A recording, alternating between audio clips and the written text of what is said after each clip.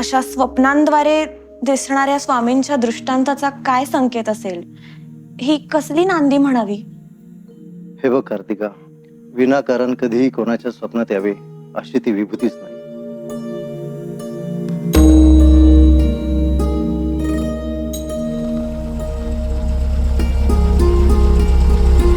किती सुंदर बंगला आहे नाही सरांचा? स्वामी तिथे काय कमी.